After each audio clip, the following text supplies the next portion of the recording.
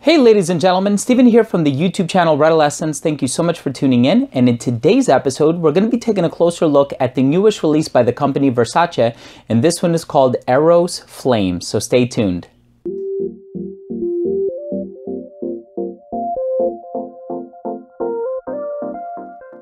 This fragrance was technically released in 2018. It was a late release of last year, but we didn't get it in the States until 2019. So I happened to be strolling through my local Macy's and I saw that they carried this one, so I ended up purchasing it. And so this one was an investment that I made with my own money. And as a comparison, I'm also going to have the original Versace Eros, which came out in 2012. So it's a 6-year difference between the two.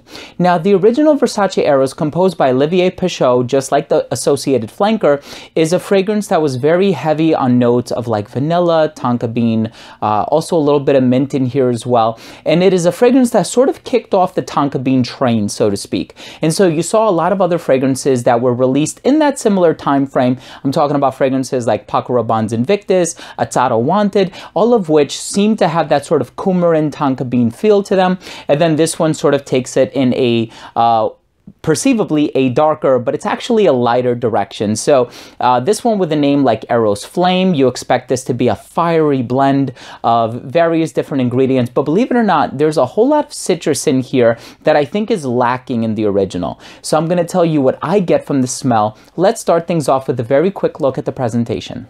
Now, in terms of the presentation for this fragrance, it does look nearly identical to the original, with the exception that this one does not have a band on the cap as the original does. I'm going to go ahead and show you the two side by side for comparison. I put a pretty good dent in both of them. This one has the band, this one does not. It also has a bit of a darker, richer red, more vibrant color. On the bottom is where you'll find the serial number printed in white ink on top of the sticker. That's if you're looking to verify or authenticate your purchase. And the distribution on the atomizer is nice and wide. Let's continue with the smell. Now, as soon as this fragrance opens up, you are going to get a noticeable citrusy tartness that accompanies a lot of the sweeter ingredients that are found in the mid and the base of this composition. As a matter of fact, when you do look at the original, yes, it does have some citrus notes that are listed in the note breakdown, but it's not as vibrant and it's not as bright as the Eros Flame counterpart. As a matter of fact, when I did my review of the original Eros, which is named after the god of love, that fragrance contains a lot of vanilla, a lot of tonka bean, and I thought that it was on account of those sweeter elements that it kind of provides a sensual undertone or underpinning to the fragrance. With the Eros Flame counterpart, you get a lot of that citrusy tartness in the opening, namely on account of ingredients like Kenoto, which I'm only familiar with from one other fragrance by Acqua di Parma, which I've had the pleasure of reviewing on a friend's channel. And also I get a lot of lemon and namely orange. So according to user votes online, people say they get a lot of orange from this one. And of course, you're also going to get a hearty dose of vanilla and tonka bean as well. I think the vanilla tonka bean combination is what is responsible for the identity of Versace Eros, and because of that, yes, I do think that the Eros Flame counterpart does eventually dry down to something akin to the 2012 release, and I think after the 3 or 4 hour mark, they're virtually indistinguishable. If I were to smell this on somebody in public, I would have a very hard time discerning whether they're wearing the 2012 Versace Eros or the 2018 Versace Eros Flame version. As a matter of fact, I had a few people around me, including my wife and my mother, try this one, and I gave them a side-by-side, and they actually weren't able to pick up on any differences between the two, and that's after I had them sprayed for a couple of hours. Me personally, I do pick up on the differences in the first few hours up until that 3 hour mark. And I think the one thing that really makes the Eros Flame counterpart stand out is that assortment of citrus that you'll get in the opening. I personally find there to be more lemon than anything. And I think that as far as the name of the fragrance is concerned, there's nothing that would sort of convey a fiery vibe to the composition. If anything, I do pick up on a little geranium. Geranium is a rather red flower, and it almost has like a minty tone to it. Geranium is most often used in a lot of rose-based scents, along with rose oxide, to sort of embellish the rose and make it sort of breathe life into the rose note. In this one, I do get a little bit of that minty component, but I think it's coming more so from the geranium than it is from the mint that is used in the 2012 version. All in all, smell, I think in terms of what it's trying to convey, it doesn't really smell like a fiery blend, but it smells like a zesty take or a zesty iteration of the 2012 Versace Eros. Let's go ahead and finish things off with my overall assessment. First up, in terms of the uniqueness and the overall smell, one could argue that this one is not unique on account of the fact that it is a flanker of the 2012 Versace Eros, and after a few hours, they become rather indistinguishable, where you can't really tell the difference between the two. I think somebody who does a juxtaposition like I did will pick up on the differences and will find the Versace Eros flame counterpart to be that much brighter, more zesty, and more citrusy without necessarily smelling metallic or anything like that, because I know that Dior Sauvage kind of gets the reputation of smelling rather metallic. Some would even call it synthetic or industrial smelling, which I don't totally disagree with.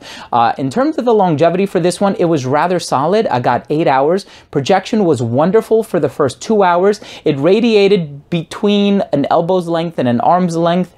Never anything beyond that. And it wasn't until the 3 to 3.5 hour mark that it started to sit very close to the skin, and it kind of became what it was intended to do, right? So Eros, you wanted to create something very sensual, something that would almost convey a very personal nature about it, where people want to get close to you to really explore the scent a bit further.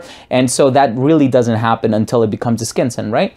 In terms of the versatility for this one, I think it's rather versatile in the regard that you can wear it in all seasons, all occasions. There's a little bit of that citrusy vibe that I was talking about earlier that I think adds a refined component to the fragrance, making it appropriate for like a dressed up scenario. And I also think that the performance is pretty good, that it would withstand like the intermediary seasons like the fall and the spring, perhaps not in the harshest winter conditions. This fragrance is one to not be worn. But otherwise, I think the versatility on this one is rather good. And in terms of the presentation, I was always a fan of the bottle. I think it's very classy. I like the Greek key pattern on it, the Medusa head on the cap, and it sort of conveys the brand identity that Versace always had going for it.